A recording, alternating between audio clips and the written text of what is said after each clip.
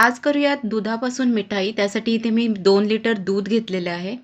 त्यामध्ये 1 चमचा साजूक तूप टाकायचं. दूध चांगलं ढवळून घ्यायचं. त्यानंतर एका लिंबाचा ज्यूस घ्यायचा. तो हाताने थोडं त्या दुधामध्ये शिंपडायचा, म्हणजे ते दूध फाटलं जाईल आणि ते घट्टसरपणा येईल त्याच्यामध्ये.